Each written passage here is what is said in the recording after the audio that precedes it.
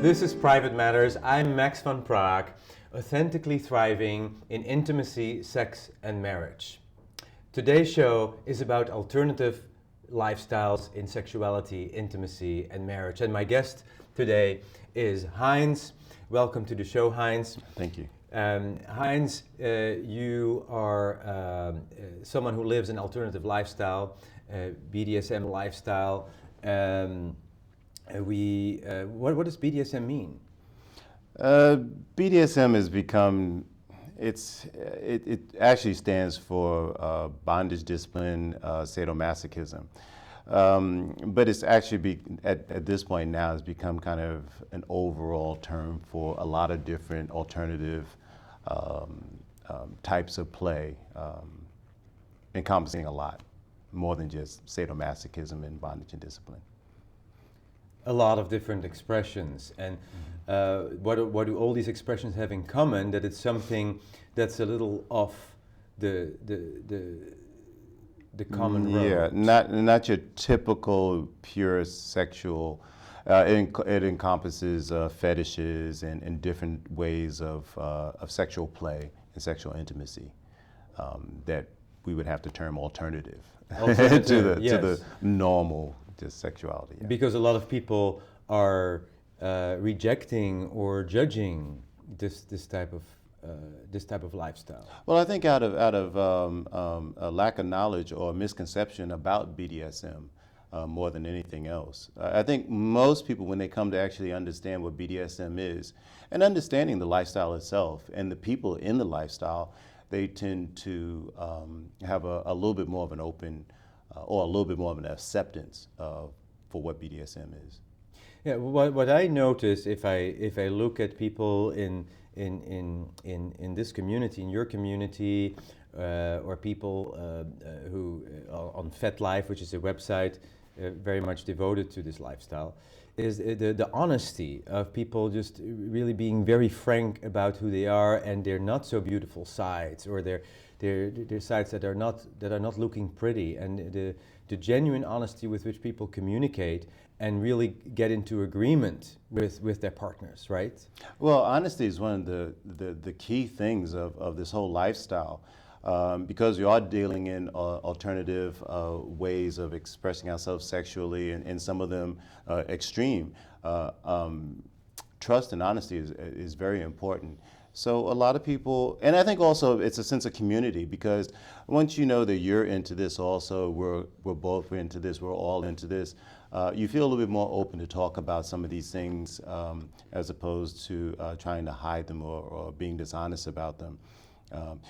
For the most part, the more honest you are in this lifestyle, the better off you kind of experience it. Because then with that openness, there's a clearer understanding and a mutual understanding of where we both want to go, or where we want to go in terms of what we want to do and what we want to play with. I think a lot of people in the world, a lot of people who are watching this are thinking, well, S&M, sadomasochism, that is abusive. I cannot even watch that. I cannot even think about that. The very first thing that most people think about with S&M is pain. Yes. BDSM, that's pain. The very first thing people think about. And it's funny because while pain might be a factor, it might be something that people kind of gravitate to within the BDSM lifestyle, there's also just sensuality and dressing up and role playing and other things like that have actually nothing to do with pain. Like with any culture, there's an extreme. I'm aware of that. Yeah, I'm very aware of that. Pain is only a very small portion, but I just it does play a part in it because it goes through the mind of so many people. Right. I wanted to mention it, and I wanted to specifically underline that S&M is not abuse. But we also have to understand. The thing about abuse is the fact that abuse is something where pain is inflicted on somebody, or sexuality is inflicted on somebody without their permission. Right. Or but in S&M, a lot of all that goes on in S&M in terms of play, in terms of sexuality, in terms of the extreme play that we do, is all negotiated. That's right. Very well negotiated. Yes. For the benefit of both partners. So women choose to be beaten Women or or men. to be treated like a doormat, even if they have a very strong sense of self and maybe a very very strong role in the the world. only reason why they may choose to do that is because they trust the partner that they're playing with is actually going to be have their best interests in heart and actually treat them respectfully and treat them safely.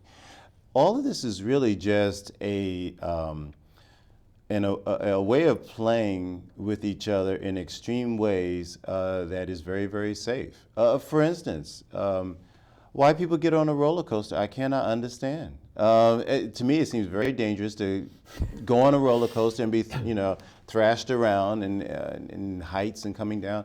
But a roller coaster is actually a very safe mechanism, and you can get that extreme thrill in a safe way. Same thing with bungee cording and things like that. So human beings always, explore these extremes. We're playing with a lot of different human elements like fear, like pain, like role play. And so all this is basically adult play, just adult play. As kids, we do the same thing. We have imaginary friends, we have imaginary, playmates, and we play soldier and things like that.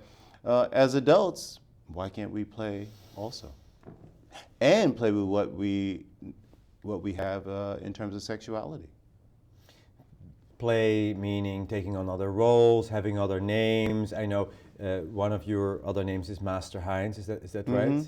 Well, the name thing, there's a couple of reasons for having like a term Master Hines. One is it's a differentiation between me being a master as opposed to being a slave, a dominant as opposed to being a submissive. Right. The other is it shows a certain respect. The community shows a certain amount of respect by calling you master this or master that. But the title is mostly just a kind of play name that you adopt. A lot of people in the lifestyle have names that they call themselves in the community, and some of them very flamboyant and very interesting, just as a kind of play name. Can you give some example? Oh, there's many out there. I can't think of any offhand, and I don't want to Yes. bring other people's names in. Sure. But they're very interesting. I mean, you can pick and choose and make up anything that you want that kind of works for you. I took on Master Hines originally just to differentiate myself as a dominant. Later on, as I became more well known in the community, I think it was just kind of used by others as a term of respect. Because you for are my also experience in the known as a lifestyle. teacher or a facilitator of classes. Right. One of the things that people don't realize when they think about BDSM or don't know about BDSM is that most of the practitioners of BDSM go to a lot of classes. It's very interesting how many classes are taught on a regular basis every weekend or during the week by experts or people that are very well trained in this lifestyle, and they go on all the time. And people coming into the scene who want to learn more, you want to learn a new type of play, we all go and we learn this first. One of the rules, and there's a lot of rules that we all go by in terms of the lifestyle, is that before you play with a certain toy or explore a certain type of play with somebody else, you generally learn how to do this yourself. You go to a teacher and learn how to do it. And for the most part, it's encouraged that you experience it first. So for instance, if I want to whip somebody, I will go to somebody to teach me how to whip them. And I will actually get somebody to actually do a scene with me and whip me so I have a full knowledge of the experience. And then I can go out and actually play with somebody else. Okay. In that way. Yes.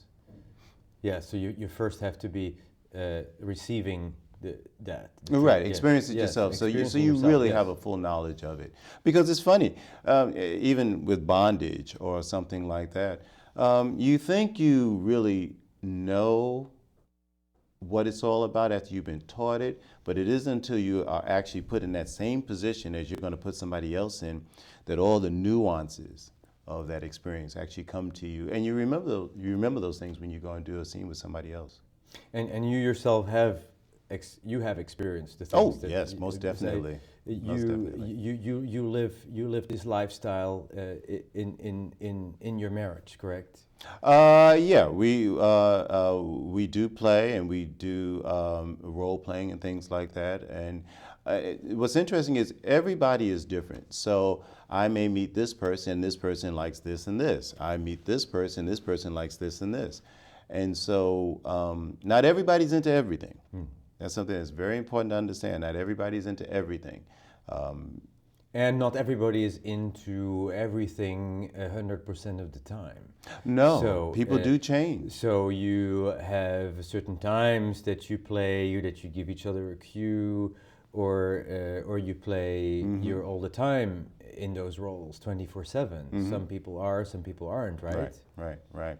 There are many flavors and many levels to all of this, but at the core of it all is the understanding that I want to have an experience with you that is safe, sane, and consensual. Those are three things that we talk about a lot in the lifestyle: safe, sane, and consensual. That it's safe, that when I play with you, that I have your safety in mind, so you have nothing to worry about. You can trust me. It is sane. I'm not going to do anything crazy, or have you become crazy in the during the experience. And that is consensual. That anything that I do to you was something that you consented to beforehand, and So that you're in okay a with. way, this is all about surrender, and there's a certain beauty in that, the permission and the trust, and the surrender on both sides, both the top. Oh, and the bottom. definitely. Because just as my being the top, as it were, if I'm doing a scene with somebody and they have a request, if I'm not comfortable with that request, then I can actually say, well, I'm sorry, I would like not to do that, renegotiate that. Because I want to be as comfortable as I want the person I'm playing with to be comfortable. The reason why we're talking about this topic on private matters on this show is because I think it is so important for people to understand that what authentically thriving is about, and that it may take forms that are not socially accepted, and it's totally okay for people to live in that way. And you often hear about situations that sound like domestic violence, where people are playing with each other, but the neighbors have a different perspective and they call the police, and this becomes an attack on those people. The husband is made wrong or even charged when the wife was totally in agreement, right? Yes, you do have to be careful, and you do have to be respectful that the outside world, people that are not into this lifestyle, do not understand and may judge it wrongly, and so you take safeguards for that. Many people play in venues called dungeons or in environments that are hosted by people of the same mindset, lifestyle. Yes. Some people play privately at home, Yes. which is perfectly fine. It's just that you do want to be careful. For instance, if you're doing a scene with somebody and the person has to go to work the next day, you may opt not to do anything that might leave marks or bruises that may be revealed to this person's coworkers or employees to make them feel uncomfortable or worried about the well-being of that person. Those are just things that you take into consideration. Could you say something about protocol contracts in this? Yeah, because trust is so important in this lifestyle. You tend to negotiate everything. So even entering into a relationship, saying a dominant submissive relationship, there is a very detailed negotiation that you go through in terms of understanding what it is that we both want from this relationship. Because, like I said, everybody's not into everything, and everybody's personality is different. So you go through that, and then also in terms of just playing with each other. there actually are checklists that you can actually give somebody so they can check off, and you can see exactly what things they are into, so that you do not cross the line and make this person uncomfortable or distrustful of you. It's very, very important. Does that also take away some of the mystery or spontaneity in a relationship? What if I don't think so. I think what it does is it makes for a more secure relationship and a more secure scene that you might be doing. Often we talk about the fact that, and many people have commented on this, that in S&M or BDSM relationships, because we negotiate so much and we negotiate our relationships may be a little bit more solid than vanilla relationships, or what we call vanilla relationships. For instance, if I meet somebody, I'm going to be upfront about what my preferences are, what my desires are, what things I want to do in the relationship. She's going to do the same with me. And all this is talked about upfront in the beginning. A lot of regular or vanilla relationships do not go through that process.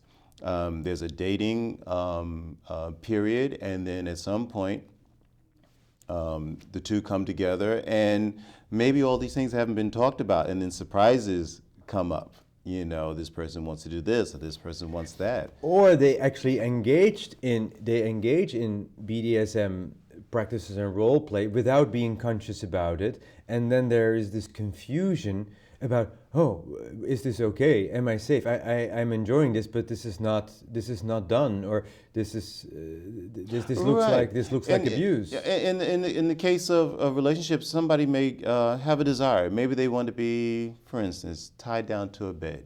Yeah. And you may not know this, and your partner may actually wish this to occur, but because it was never talked about in the relationship, there's a hidden desire there, like, oh, I would really love if he tied me down to the bed, but I don't know how to say this to him. I'm a little afraid. He may think I'm crazy or something, and so it's not talked about. Yeah. Consequently, the relationship, to a certain degree, suffers intimately, because here is a desire that could be very, very enjoyable for both people, but because it wasn't talked about, it's absent in the relationship. On the other hand, you can have somebody that thinks, wow, I'd really want to tie this person up on the bed, and the other person may not be into it. And so the person goes and in the midst of making love, just kind of arbitrarily pulls out some rope or some scarves and ties the person to the bed, and the person goes into fright, you know, because they didn't anticipate this, or they didn't want it. If this was talked about beforehand, it could have been overted, or it could have been something very well welcomed. But the idea is to negotiate these things first, so that everybody is on board and everybody is comfortable and trust is not broken. You are also a very spiritual man, and the way I know you is as a very spiritual man also. And how does spirituality and this lifestyle blend together? And what are things that you are learning, or for yourself?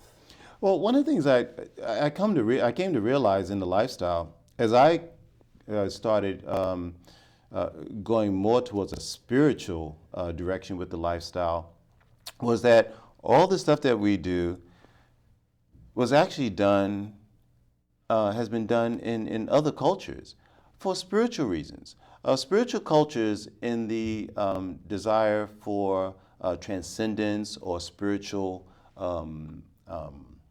education and growth, have all played with these things: pain, deprivation, solitude, isolation.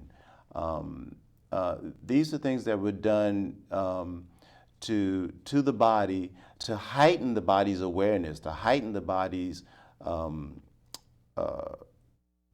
so that there was a transcendence that happened. You see this in Native American Indians. You see it in India. You see it in, even if you talk about, the whirling dervishes, how they just kind of spin and spin and spin to create a transcendent consciousness. A lot of these things were done for a spiritual reason. It was later in, I think, the 19th century when much of this was taken and done for sexual pleasure.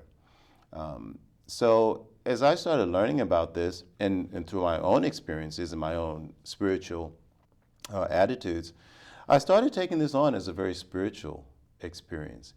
And at the core of it is the fact that when human beings engage together, if they engage in it in a trusting and loving way, as human beings come together and join, there's a spiritual element to that that is quite profound and quite different from just the individual person sitting and meditating or having a spiritual experience by itself. Two human beings coming together or more is quite incredible. They talk about the idea of universal consciousness, that if human beings all are experiencing the same feeling, there is a surge in universal consciousness everywhere. So we are all connected together. The idea is to keep that in mind so that when we do come together, that there is this incredible spiritual experience. Beautiful. Beautiful. It is. It's actually very beautiful. Whether it's just the hugging of somebody else, or the kissing, or doing something alternative like whipping somebody or tying somebody up, if this is done in a loving way and with the other person in mind, so that we are joining together, you wind up having a very, very spiritual experience.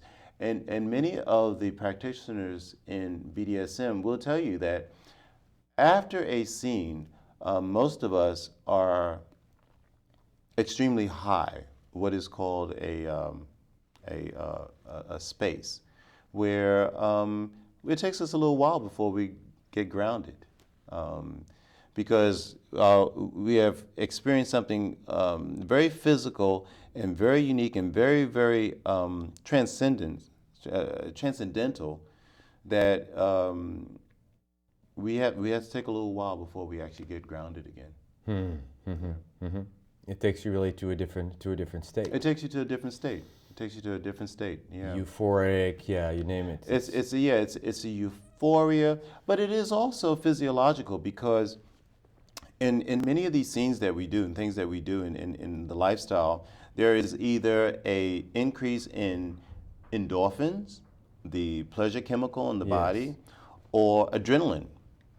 So when these things happen, say in terms of endorphins, when that pleasure chemical is induced into the body through what we're doing in our scene, the person gets a certain high from it, and it takes a little while for it to dissipate. And if it's done on a spiritual level, we're both experiencing at the same time. The masculine and feminine essence as they show up in relationship, and it can be both. It can be a man either being the masculine or the feminine, or a woman being either the. Could we say that they are equivalent with dominance and submission? That the dominance is an accentuation of the masculine, and submission is an accentuation of the feminine? Oh, I wouldn't say that at all. And for the reason that you have very, very submissive males, and you have very, very submissive females, and the opposite, very dominant males, and very, very dominant females. I think you can say dominant, you can call dominant kind of a male. Male characteristic, yeah. Characteristic in the sense of it being yang. Yes. Yeah, it's the action, it's taking charge, right? And the other is receiving. Yeah, being yin, yes, in a sense. That's what I mean. Yeah. But not in terms of gender, really. So that and this is one of the misconceptions about BDSM. So that if you have a male who is submissive, he's not being effeminate necessarily, not at all. He's just being submissive.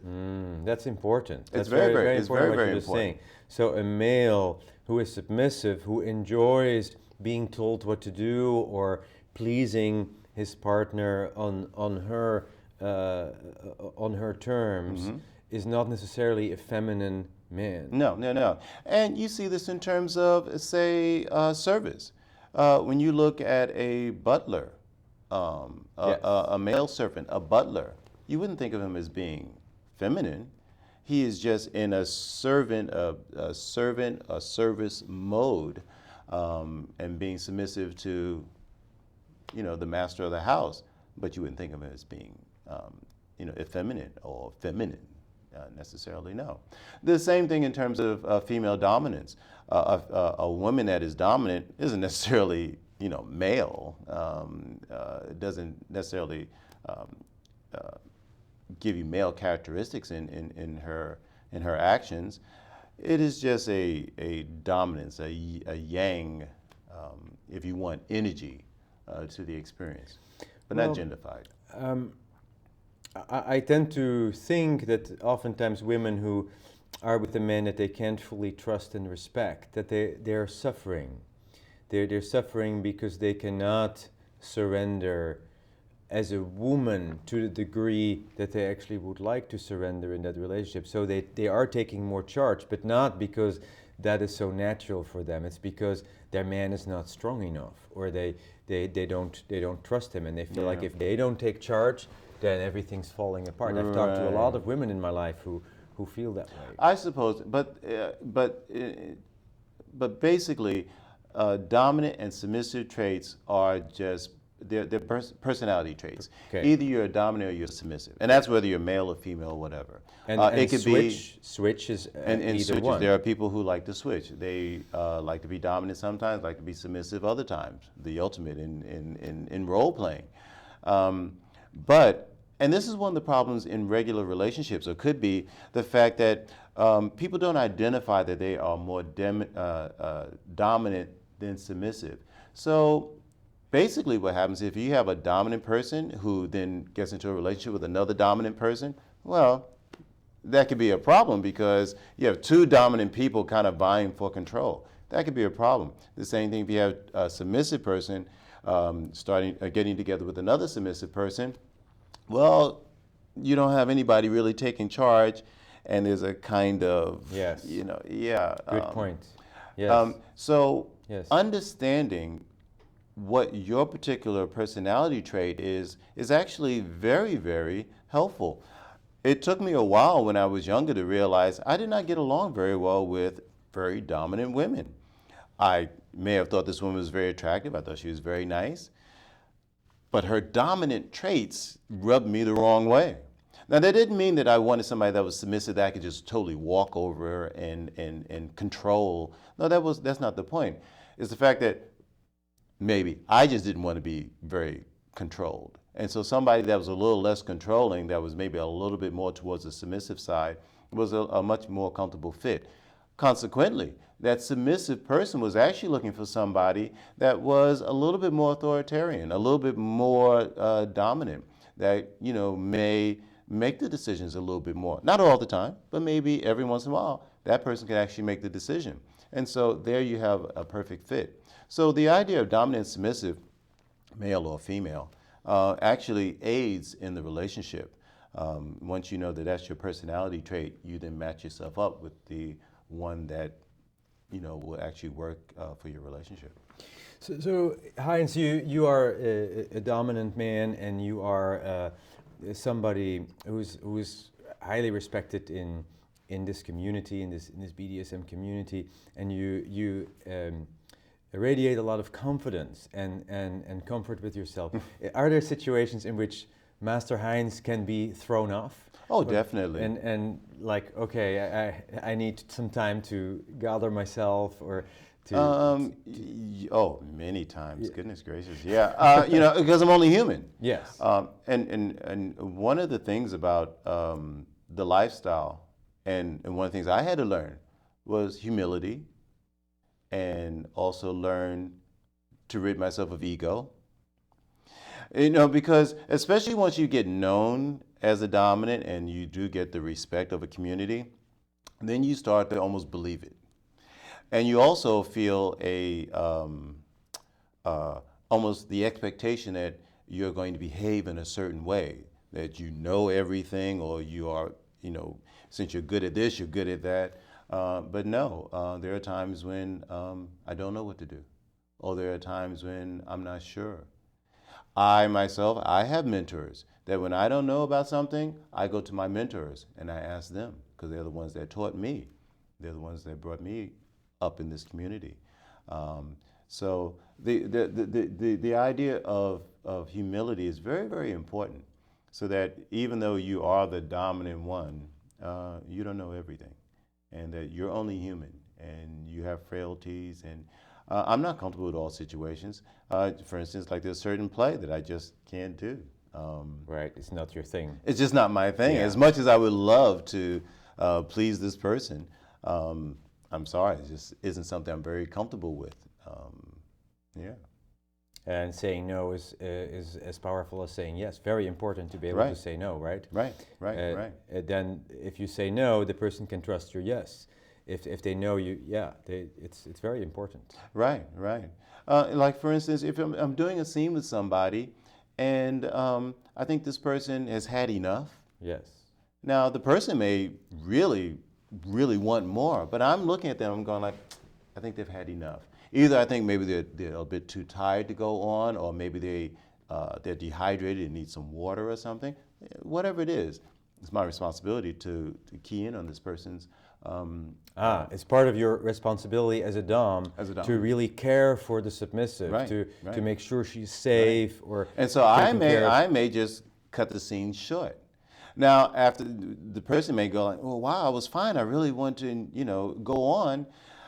Later on, they'll probably realize, well, you probably were right. I was kind of tired, and the thing is that somebody will respect you more and trust you more that you took the time to stop the scene because you were looking out for them, and they'll trust you more for that reason. But you will lose trust if, for instance, you kept going to the point where this person either got injured physically or emotionally. Then you lost trust. So you pushed them too far. You didn't pick up on their clues, and it may have been an ego thing. You just wanted to keep on going. Yes.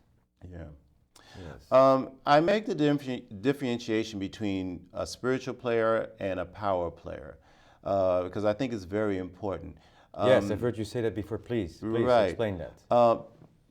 A person that plays more for power is the scene is more about that person. I want to do a scene with you, and you're just going to submit to me and do whatever I want, and we're going to do it as long as I want, as hard as I want, or whatever, just because this is what I want to do. I'm the dominant. I'm the top. That's more of a power dynamic. And as long as the dominant is a very safe dominant, he still will look out and make sure everything's fine. A spiritual player, actually, I play because I want you to have the best experience you possibly could have.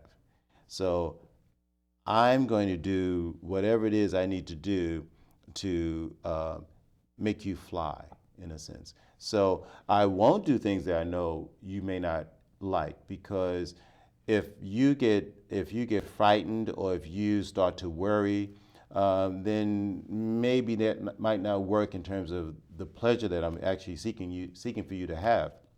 Because when you have the best scene you can have and you just kind of go out of your head and you start to fly, well, you actually bring me with you. And that's the experience I'm going for.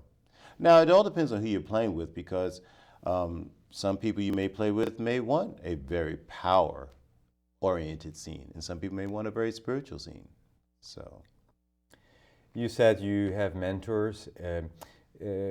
I'm curious, what is some of the best advice you've heard, or in general, or for you?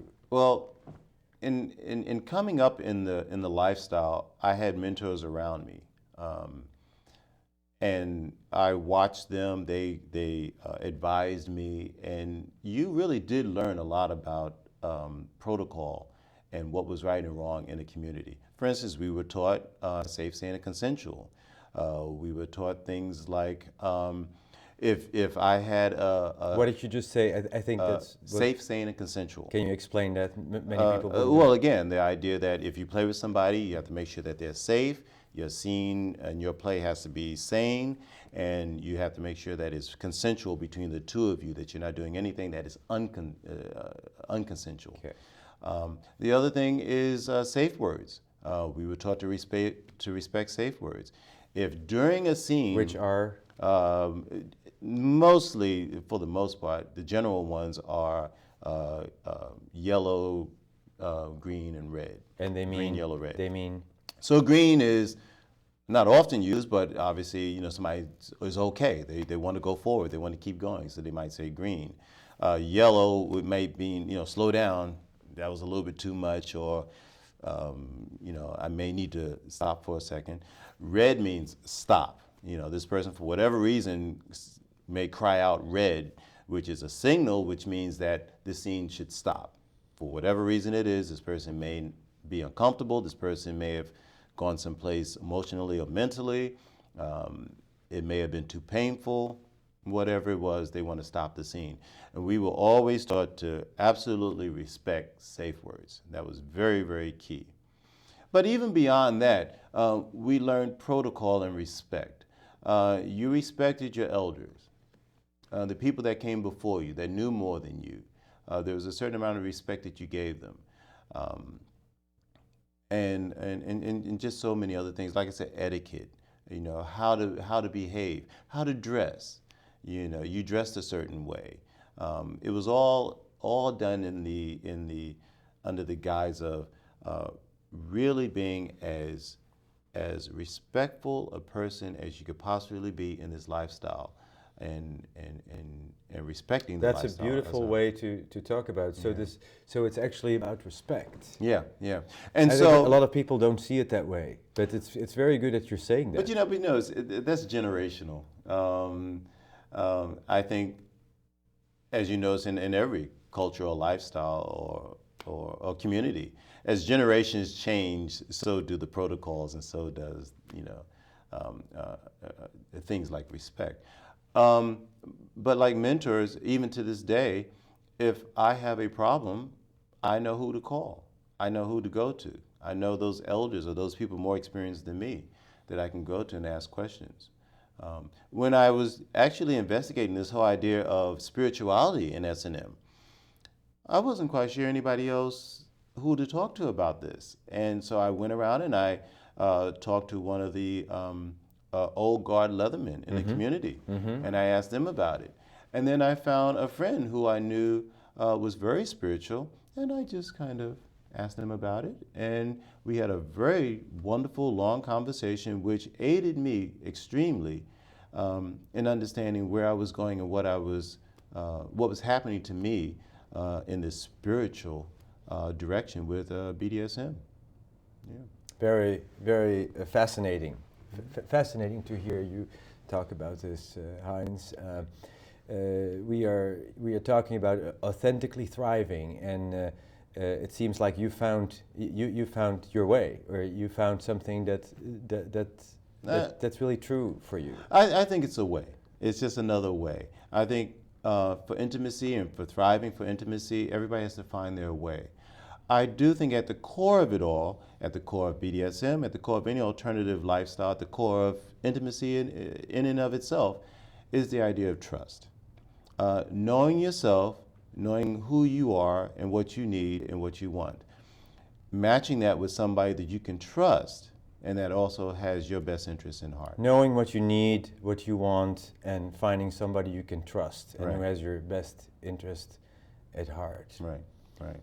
Very, very wonderful. Thank you, Hines. It's been a pleasure having this very, very genuine and deep conversation with you.